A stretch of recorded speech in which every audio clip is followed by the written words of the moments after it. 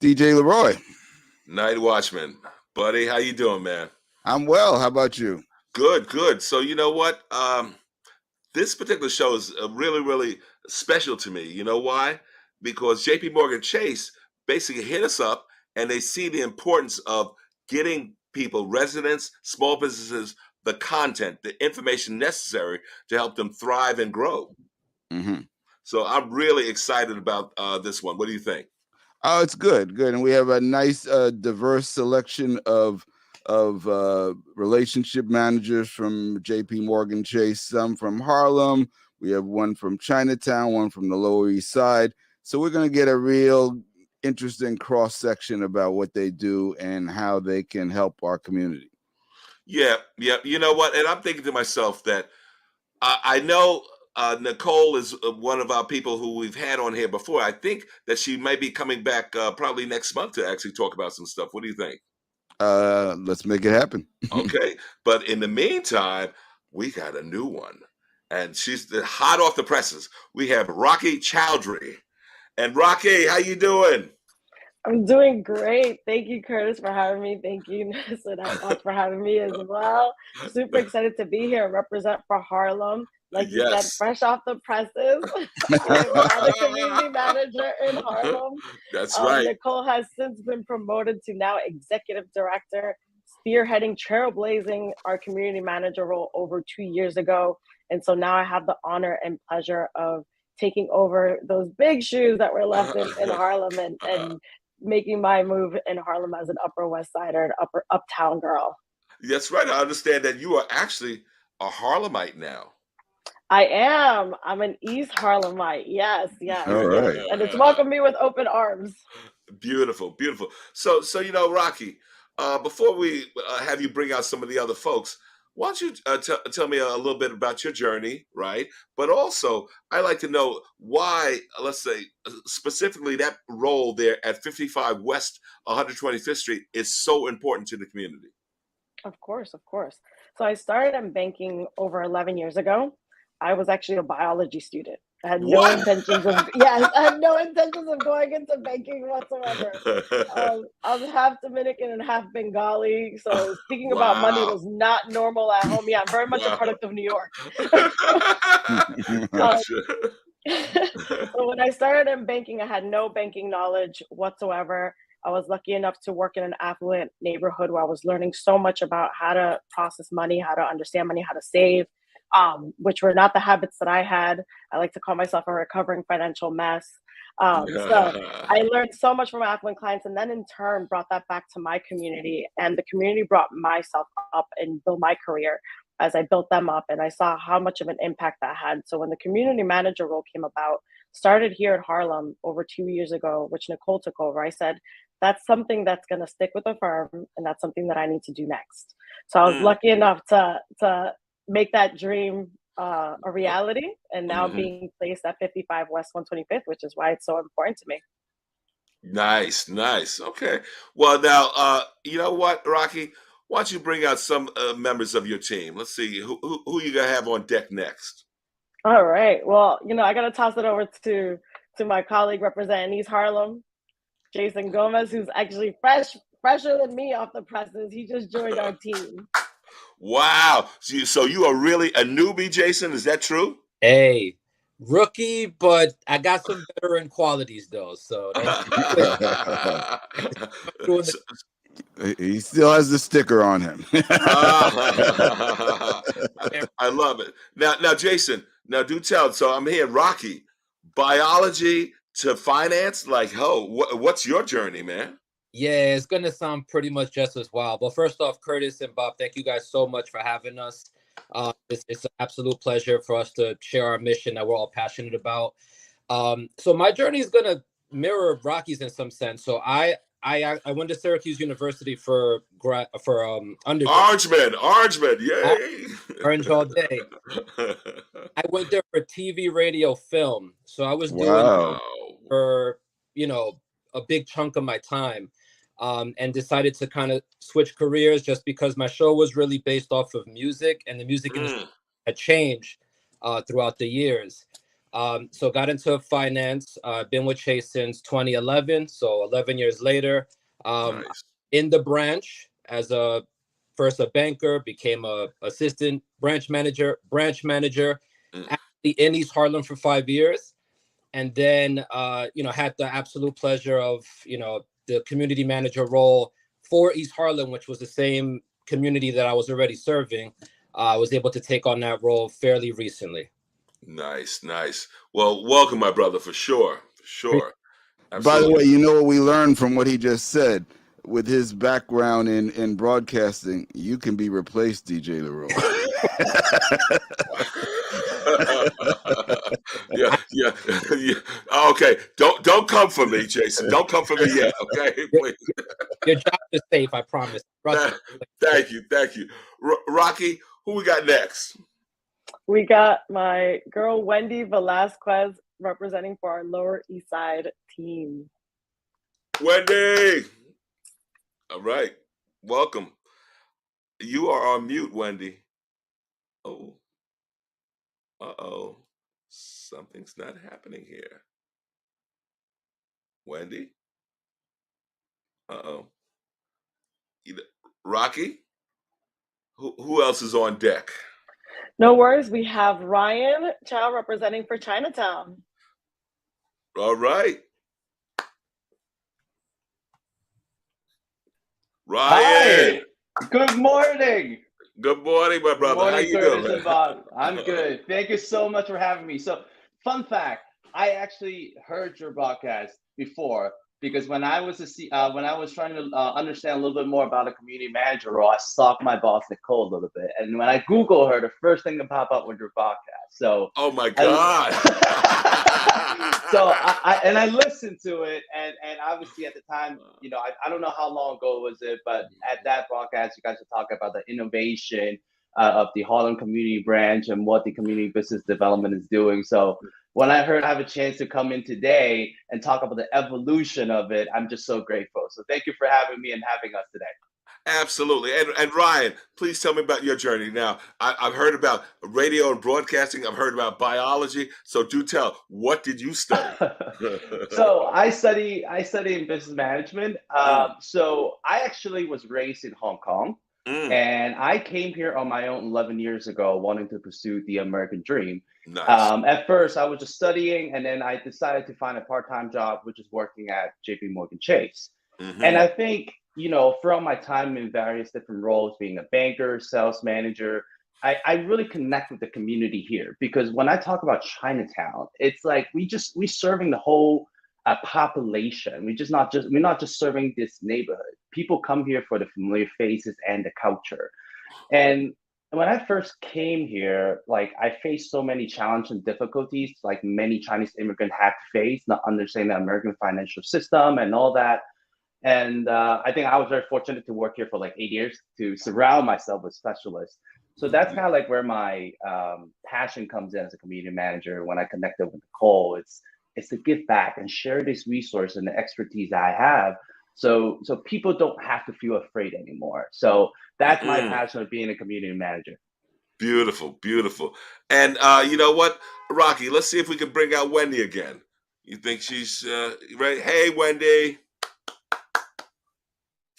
Can you hear us? Yes. And you're on mute. Come off mute. Yeah, there you go. Yes. Good morning. All right. So now, Wendy, you've heard some of the comments from the others. I got biology. I got business management. I have radio and television. And I want to know your journey. Did you always think about being a banker, or what was it like? Tell me. To be honest, Curtis, I have to say that my first experience with a bank was back in high school. And that's actually what piqued my interest, because when first growing up as first generation, I really didn't know. I kind of went learning throughout my journey. My parents had very little knowledge of the education system here in the U.S., but also, the belief in our household and the way that we grew up was more like, we have to just work, earn, save. Wow. Because really the ideology behind, or the belief in our family, was really, we have to save for a great education. And to them, their perception of a great education was sending us to a private school, right? Because they were very big on religion. And it was actually during that opportunity where I had the privilege of attending a school in downtown Brooklyn, where I was selected to participate in an internship during my junior year in high school. Long and behold, I didn't know that this internship was actually what opened up the doors to, really establishing and setting a career in finance. I myself did not know what I was going to do. I was confused. And, I did have, a pivot in my life where I was a rebel. You definitely heard my colleagues say, hey, she was a financial mess. I think a little bit, if we think about all our journeys, we kind of all were. And one of my biggest struggles was, being such a young mom at a young age. So definitely money was a huge factor growing up, because now it wasn't just about me. It was about raising this young lady, who I'm proud to say is in college now. Congrats. Yes. So definitely, I think the struggles of money, the struggles of really trying to understand the importance behind financial education is what really drives me and sort of gives me that passion to be here with Chase as a community manager to really represent the Lower East Side community. Excellent. And you know what? I guess certainly we know, and Rocky, you know this oh so well, that the playing field of banking has changed. It has evolved. And so what do you see as some of the major challenges that you as a banker deal with, and what you do for Harlem? Thank you, Curtis. For us as community managers, we're lucky enough where what our role really consists of is for us to really be local ambassadors for Chase in our respective communities. So we're really there to listen to our community, meet with local leaders, understand what our unique needs are for our communities, help build those relationships and the trust, and we really all of us focus in on helping improve financial health. So we host workshops, we coordinate with non-for-profit organizations, community leaders to really help bring the resources that the firm has to offer to our community to help bridge that racial wealth gap. Okay. And you know what? Same question for you, Ryan. Being there at Chinatown, tell me about some of the major challenges that you see that you deal with on a daily basis. Absolutely. I think one of the biggest things that's happening right now for us, I think unfortunately there's a huge and high volume of identity theft. And for a lot of the people involved, it's so frustrating. And from my time working at the company for the 8 years, I think most of the people experience these are usually newly immigrants or seniors. And the common thing about them is not being able to speak English as well as they want. Right. So when they apply for anything, utility bills, phone bills, or anything like that, they rely on friends or even third party to help them. And that's how their identity gets stolen, because they will be giving their social security number, giving their ID and all that to third party and then their friends. Wow. So that's obviously that's one of the very small ways to go through identity theft. But as a community manager for myself in Chinatown, I'm able to speak both Cantonese and Mandarin. And nice. Yeah. And we partner with a lot of big organizations such as Asian American for Equality to host fraud prevention workshops in language, so we can connect the community, tell them a little bit more about the information to help them, how to identify online scam, and what to do if their identity has been compromised. Because when we talk about financial health, right, part of being in good financial health is not only about budgeting and saving, it's also about how to prevent fraud and scam as well. Absolutely. You got to tell me, Jason, you and some of the issues that you deal with in the community? For sure. Yeah, I mean, like I said, I know I'm new to the role, but I do have that perspective since I was the branch manager there in the same community for 5 years. Mm. I think from the beginning, just because, financial education, even in the branch, is a huge part of our role. Having a lot of our young clients, because East Harlem is a fairly young area in terms of demographics. We have a lot of young clients that didn't know a lot of, what we might consider basic information, like how to save, how to build credit. And the reality is, I'm born and raised New York too. Like, I'm native New Yorker, went to public school my whole life. That's not something that was necessarily taught when I was growing up, and I think the same it still stands. So a lot of that, and a lot of our, at least my mission once I'm live going forward, is really to get in these schools and really speak to the young people and make them understand the value of building your credit, savings, because there's just a lot of things that I feel like, even myself at one point felt like maybe owning a home, like that's not attainable. Like that, wow. it doesn't have to be. We just have to start educating younger people on this is possible and this is what we need to do to get you to that level at a young age. This way, when they're older, they can make those, what might seem a pipe dream, it could become a reality. Excellent. And Wendy, I want go to follow on question with Jason on that. So I know you mentioned about having a younger demographic in your area. So how does that play? I know with when you're dealing with older folks, for example, who came from an era where you write a check for everything and you go into the branch. And now we're in an era where banking is a lot more fluid. There's a lot more going on with mobile banking. So I know with your younger customers, probably they're more native to mobile banking and maybe don't even know what a check looks like. And you probably have some older ones who you have a hard time getting on doing online banking or mobile banking. So how do you deal with those different realities in terms of some of your different customers and from an age perspective?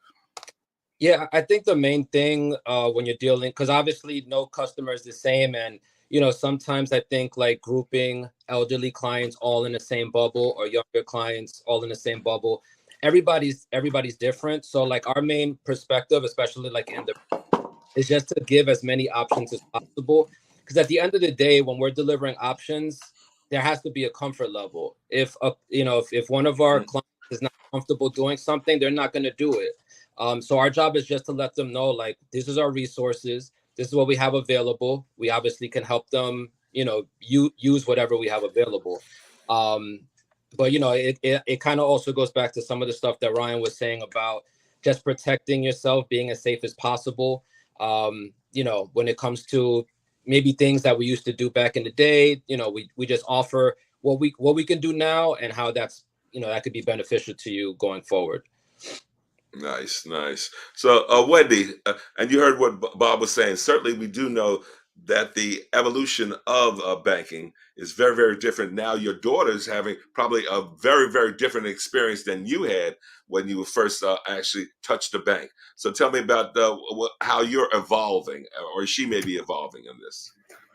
Oh, absolutely. Definitely everything has shifted now, not the same customs I grew up because like I shared earlier, we didn't really talk about money.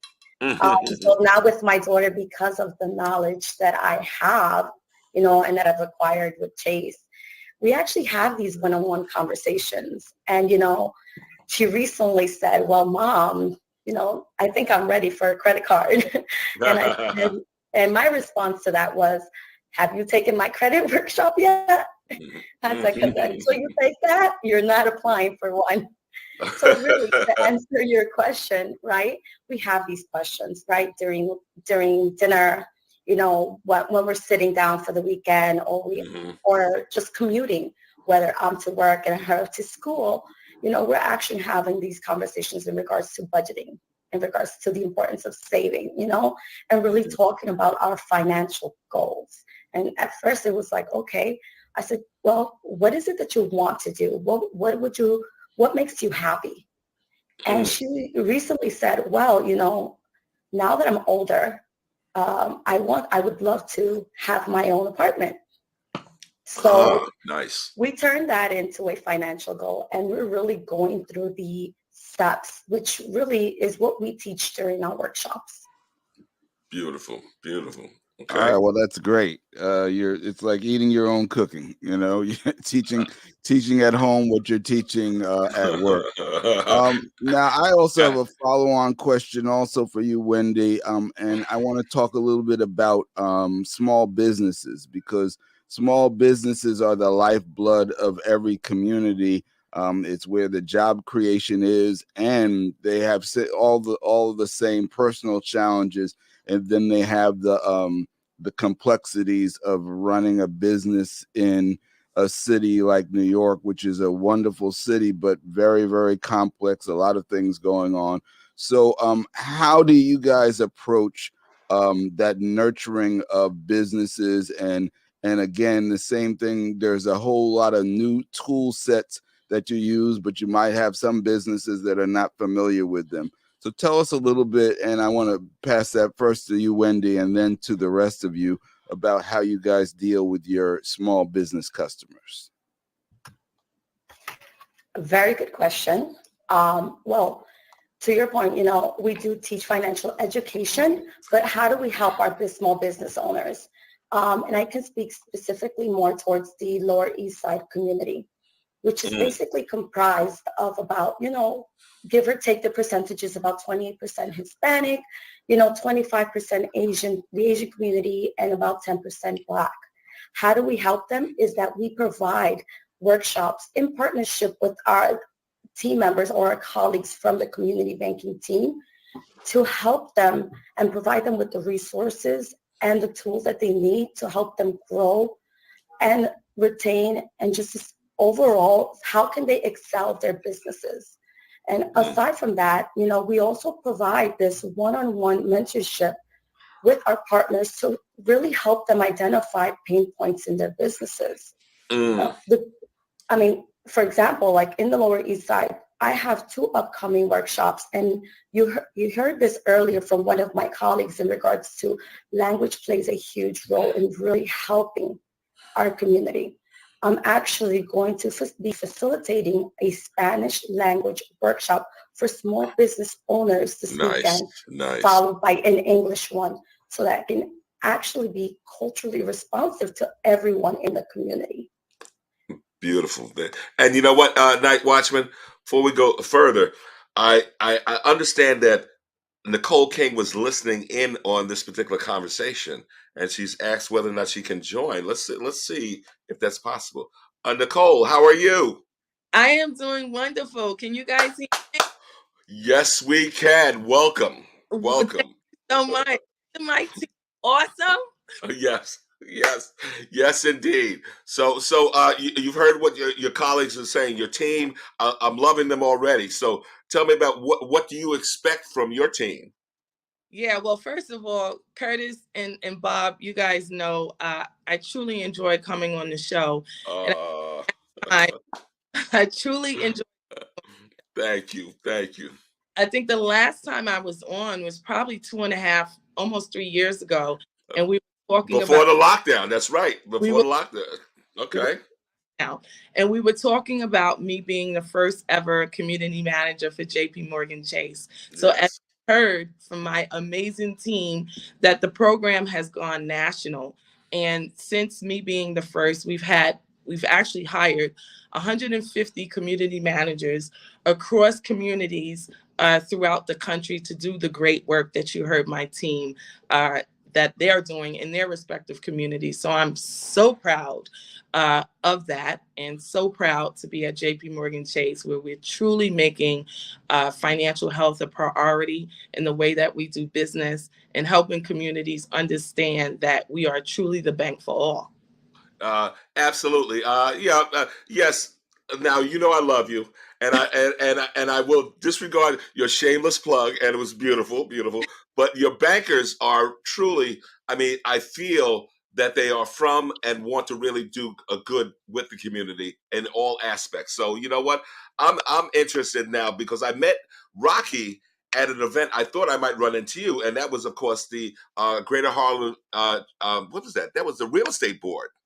that you guys on the road. So Rocky, so tell me about getting out there, meeting the community.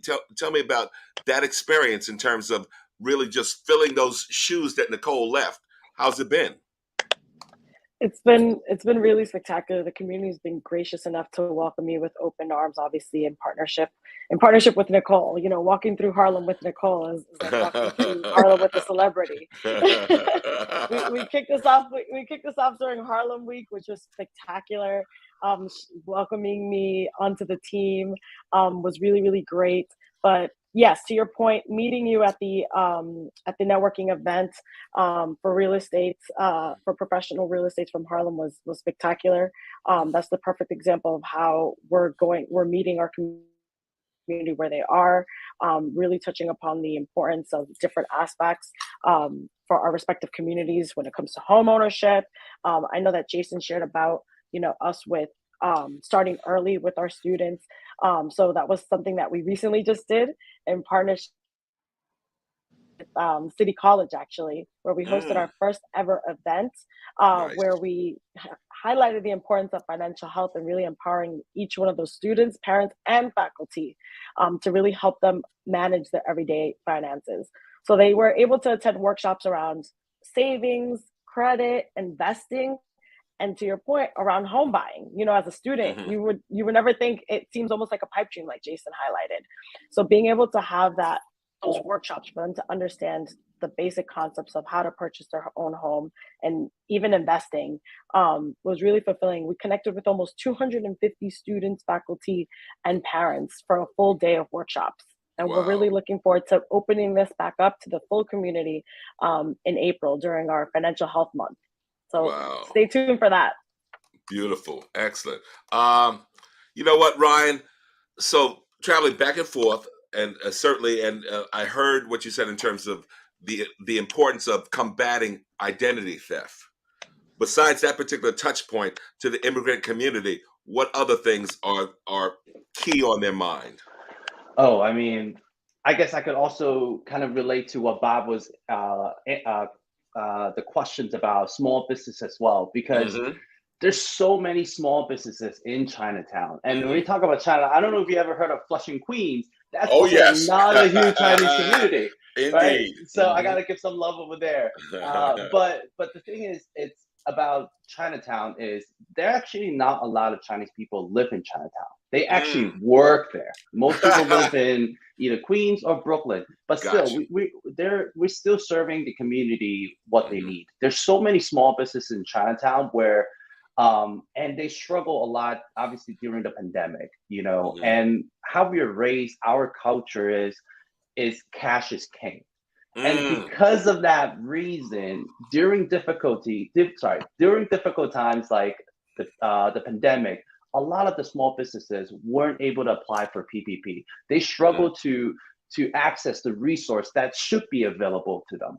So I think as a community manager, one of our things that other than identity theft is to partner with our nonprofit organizations and community leaders to reach out to these small businesses to tell them why it is so important to manage your credit.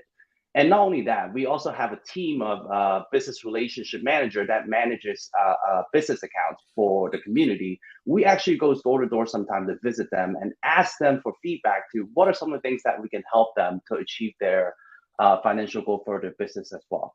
So those are some of the things that we want to do to help the small businesses in Chinatown and for the people with that culture in our community as well. Gotcha. Yeah, Ryan, I want to follow up with you on that because one of the things we're seeing is kind of a common theme is the connection to the cultural connection to the community. So Curtis and I last year, when we were dealing with the issues of attacks on Asians, we did a particular show on that topic.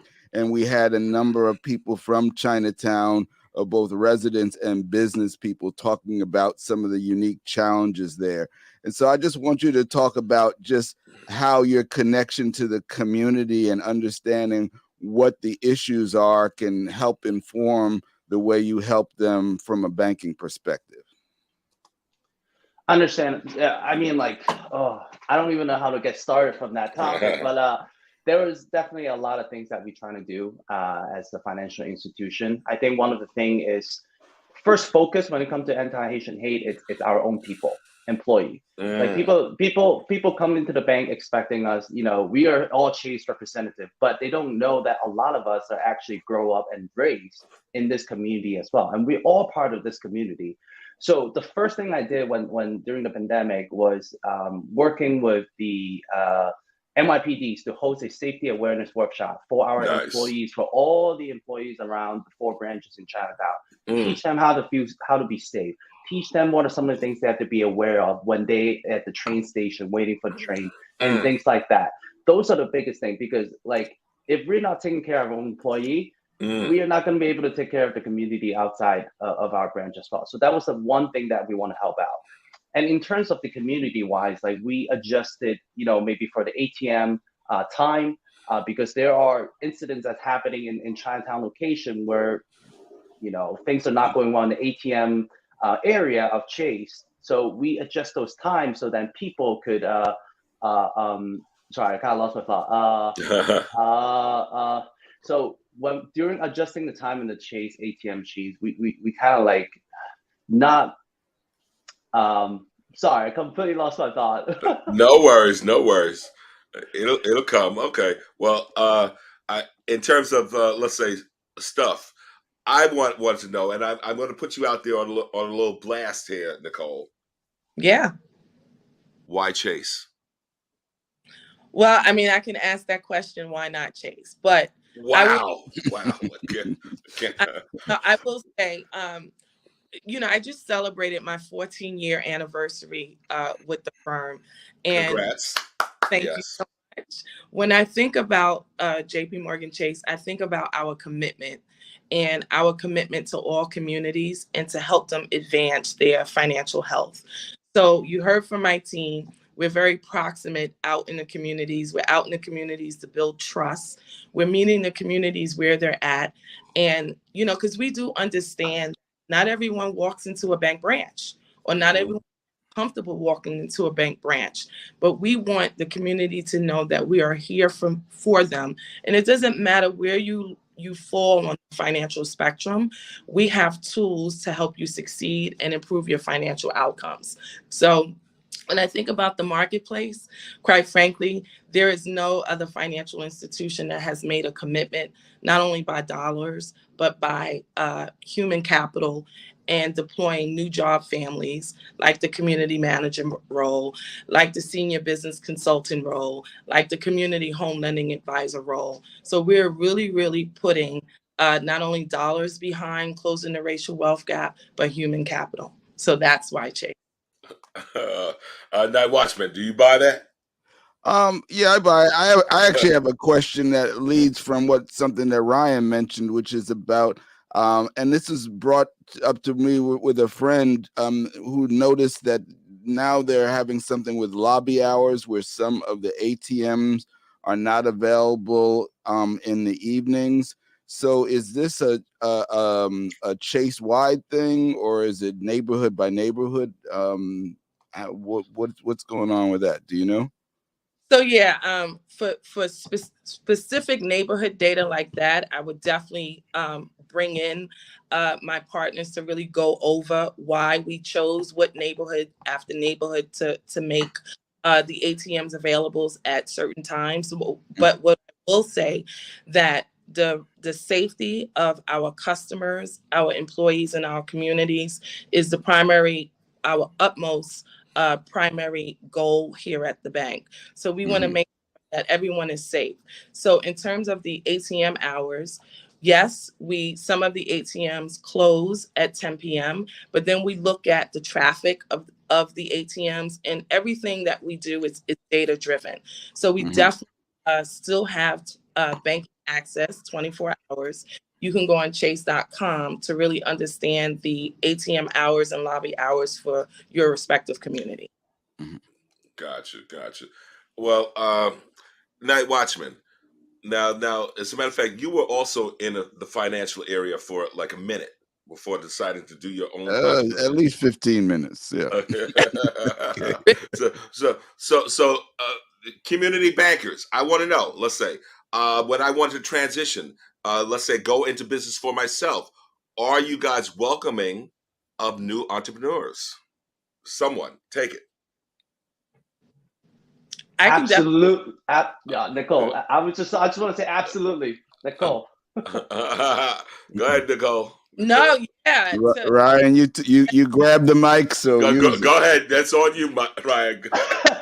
Well, I mean, absolutely. I think we welcome all entrepreneurs, especially startup business as well. Most recently, again, I was talking about partnering with Asian American for Equality, where they're also CDFIs, and they have a different loan programs on helping startup businesses. So we not only partner with them to find our audience, our customers to attend their workshop, at the same time giving them more resources to help them to start their business as well. So absolutely. As a community business development and as a community manager, we always want to find different ways to help them, either from products from our end or our nonprofit partners as well. We always welcome our entrepreneurs. Nice. Nichol? Yeah, so everything Ryan said, he's spot on. We do understand that, as you know, Bob, you mentioned, small businesses are the heartbeat of the community of America. So we definitely have our resources to help them. As I mentioned before, we created a new job family, a business consultant, that are deployed in communities to help small businesses. But then we also, as Ryan mentioned, partner with community partners that have a focus on really amplifying and helping small businesses scale. So definitely, like here in Harlem, you know, we have a great relationship with not only the Greater Harlem Chamber of Commerce, shout out Lloyd Williams and the team over there, but Harlem Commonwealth Council is also a great partner of ours. So we know to really help businesses, right, we need to collaborate, and we look to our community partners to do that as well. Very nice. Very nice. I want to hear a little bit more from Jason and tell us a little bit about some of the differences in East Harlem versus Central Harlem, because I know that demographic is different. There are different businesses over there and different challenges. So can you talk to us a little bit about what's going on in East Harlem? Yeah, for sure. I mean, I could even say this. So I live in Harlem, and being that I still cover East Harlem, I walk East Harlem, and that is not a short walk. Not at all.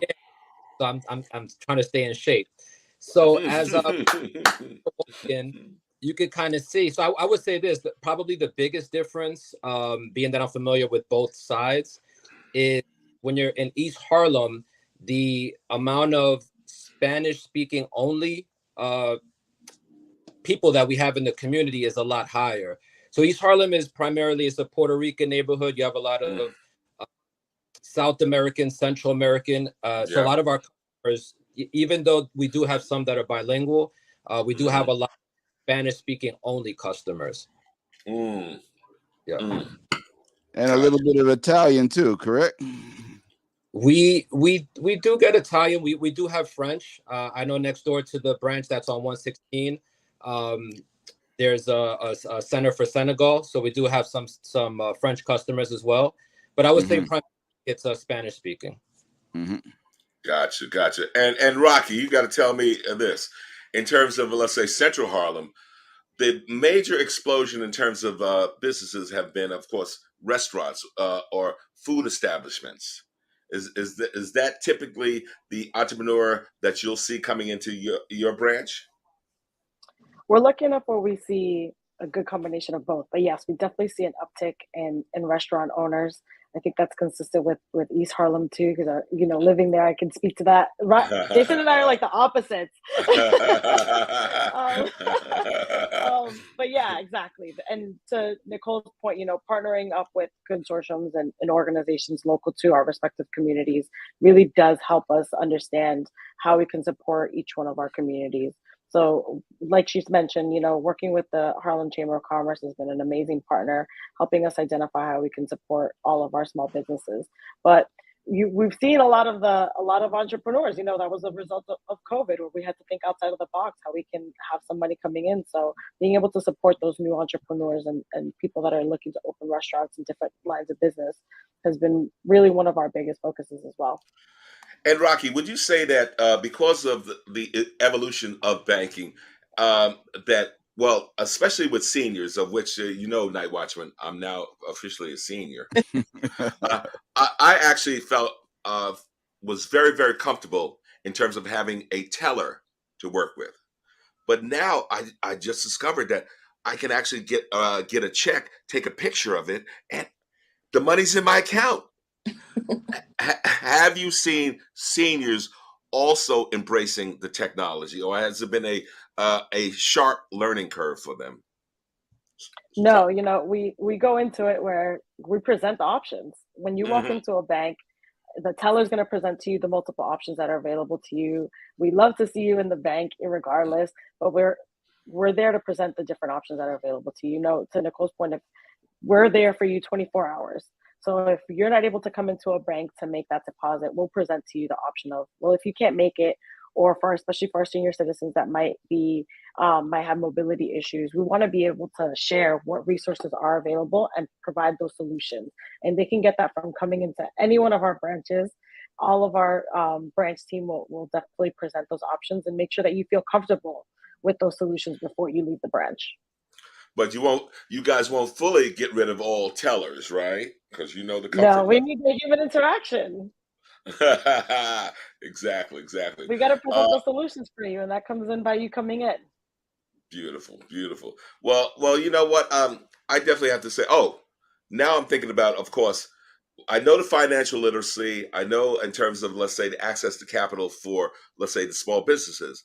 But what about now? And Nicole, you certainly do know this about my mortgage. You guys have made some great strides as it relates to mortgages for buying a home and setting up workshops for attaining that goal. Yes. So we know, when you look at wealth creation and generational wealth, purchasing a home is definitely the high up there as it relates to how does a family create a legacy and generational wealth. So the team here does first-time home buyer education workshop with our One Chase partners from Home Lending, and we also partner with other organizations to bring those resources about home ownership to the community. So HCCI is a great partner. Nice. Think of home ownership. Harlem CDC is also a great partner. So definitely helping residents understand their options, because we were out at Harlem Week this year, as we always are, because we're legacy sponsors, and it still shocks me how many people feel as though that home ownership is not attainable to them. So my team definitely is here to be out in the community to help people understand that home ownership is a viable option for them. When you look at the rates of rent nowadays, right? So ownership is definitely an option for all people. So that's why we give that education, to make communities understand that it is attainable and that we're here to help you with that. Nice.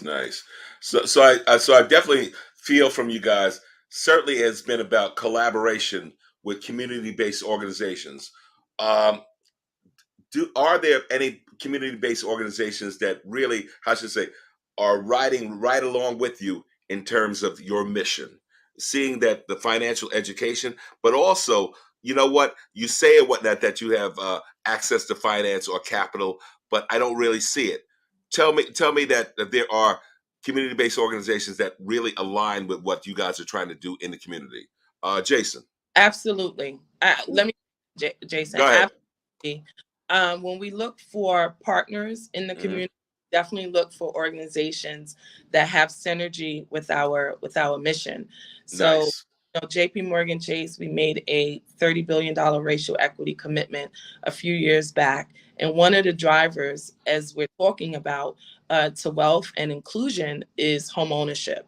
So we definitely welcome partnerships with community-based organizations that have synergy with us in our mission of closing the racial wealth gap, and not only helping community members become homeowners, but also helping small businesses thrive and scale their business for growth, and then also helping consumers really understand their journey and why it's important to save for the unexpected and manage their credit wisely. But we could not do this journey without our community partners, not at all.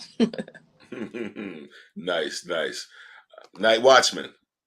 So one of the trends that we saw coming out of the pandemic is people kind of quitting regular jobs and starting their own businesses. So how can Chase help people who are getting into business for themselves but starting home-based businesses?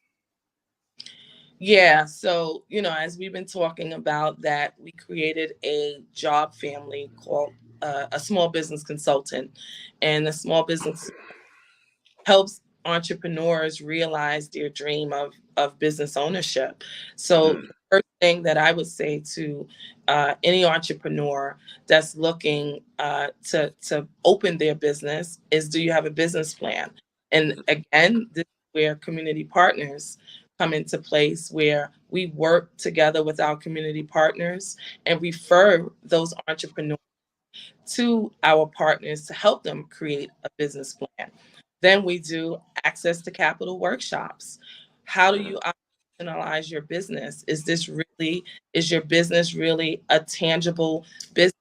And if so, who are your trusted partners for your business? Do you have an attorney? Do you have an accountant, right? So helping the entrepreneur understand the different layers of entrepreneurship and how they can grow, scale, and be successful. Nice, nice. And Nichol, I definitely will give JP Morgan Chase and Jamie Dimon some props for also putting into, let's say, the whole overview the use of Black business.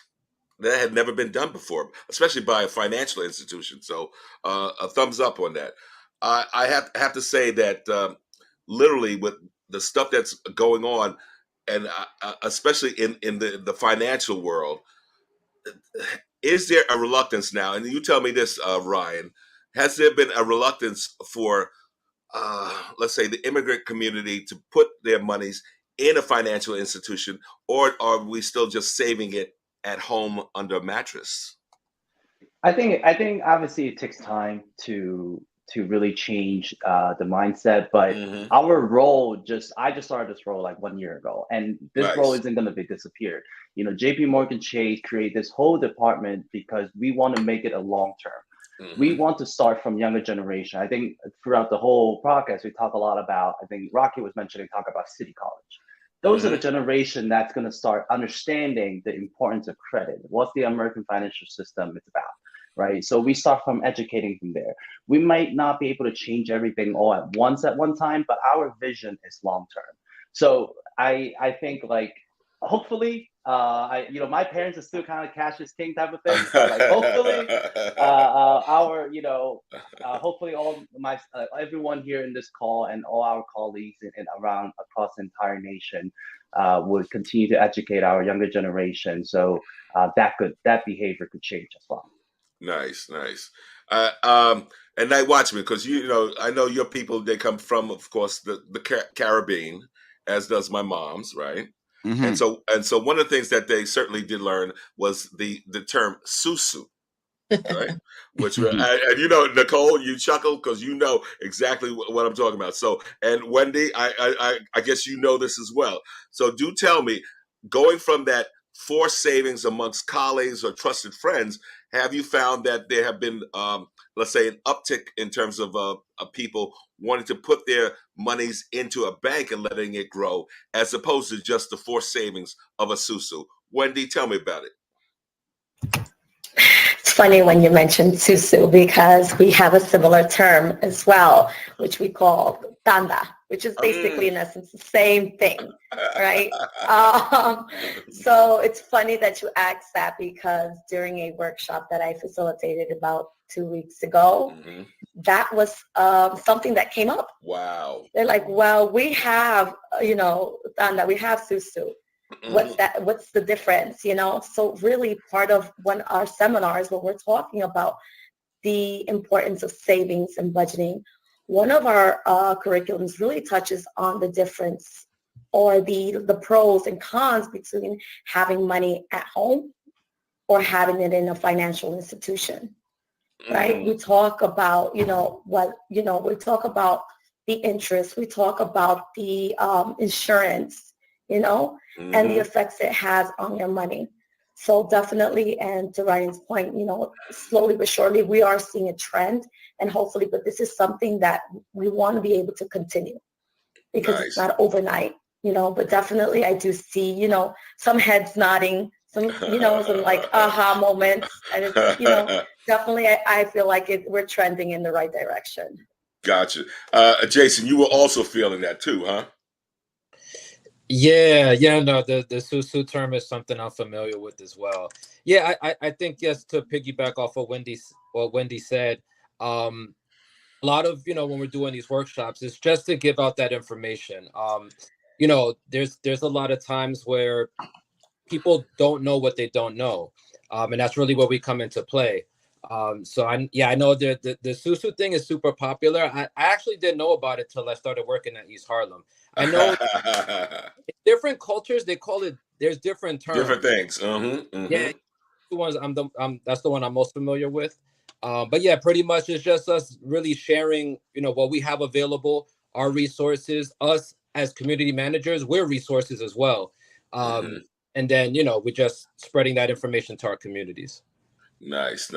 And Rocky, there was a little bit of recognition there because we have DR and we have Bangladesh. So tell me, you know about the susu? Oh yeah, we call it the tanda too. Very, very similar. And that's the best thing about, where we are. We're proximate to our respective communities. We relate to it. We grew up seeing these similar products. So being able to speak to it, how Wendy shared, sharing the pros and cons of the different options that are available that maybe the community just didn't know existed. And that's really what we're there, is to be able to bring these resources to our community that they just didn't know that existed. I know I was guilty of that. I didn't know it either. I thought that was, I also grew up with the envelopes, we have the small envelopes. Yeah. This is the one to buy the car. This is the one for the groceries. So, we all have our different cultures. And I think that's the best part about us as community managers. We definitely fit and are proximate to our respective communities. And NightWatchman, when we first were talking about this particular show, right, we were wondering, how are we going to get some bankers all in the same room and have it be interesting? Is that correct? That is correct, but they made it interesting. They shared who they really were and are, and how they fit into their communities, and we appreciate that. We're kind of in a wrap-up mode now, so we're going to give each of you just kind of a chance to just kind of leave us with some parting words and how people can reach you and what branches you're in. Yes. So let's start out with Jason. Yeah, so again, Jason Gomez, community manager in East Harlem. Reach me by email. So my first name, jason.x.gomez@com. Super excited to be in East Harlem.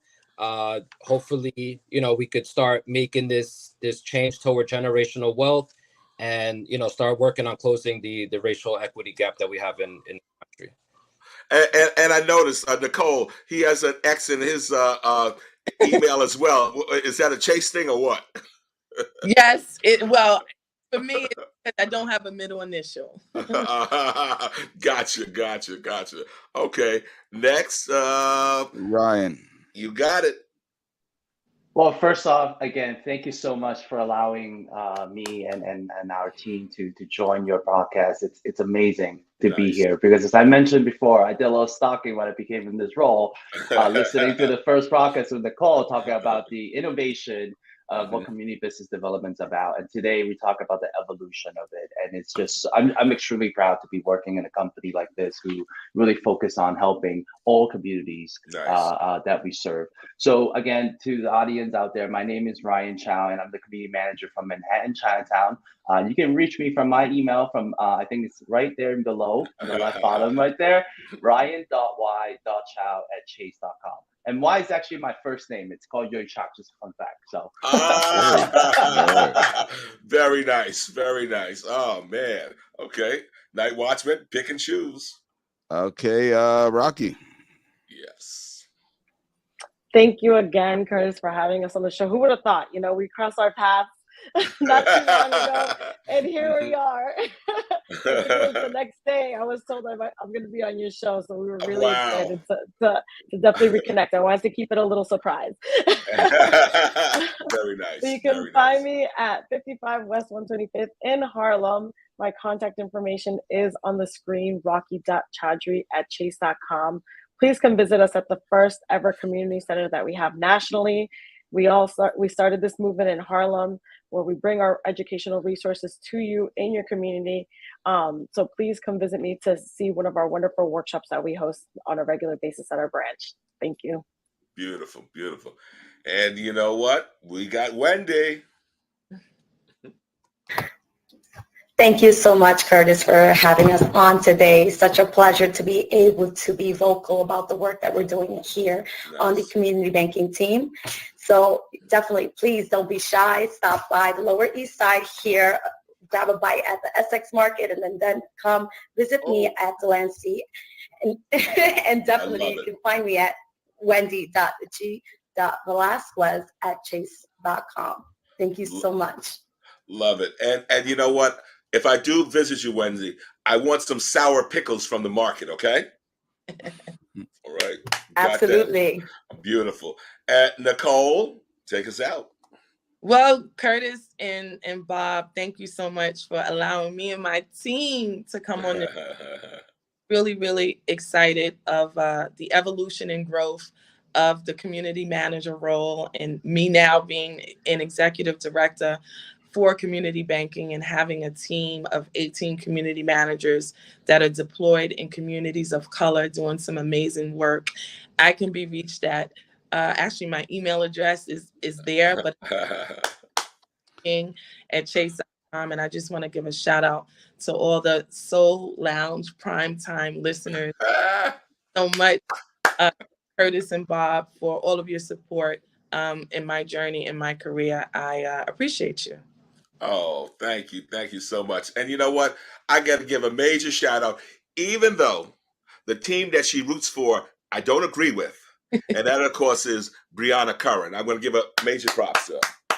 So for sure. Sure. Night Watchman, do you want to take us out? Take us home? I think I will, yes. Okay. So you've been listening to Soul Lounge Primetime on WHCR 90.3 FM, the voice of Harlem. We are live at 7 p.m. every Monday and live streaming at 8 p.m. on YouTube and Facebook. And please, if you are on any of those channels, like, subscribe, share. Help us get the word out. Yes.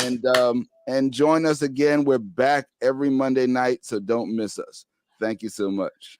Excellent. You know what? I like this group. These are good bankers. Okay. Guys, Thank you. You've been brilliant. Sure. Okay, everybody. Thank you.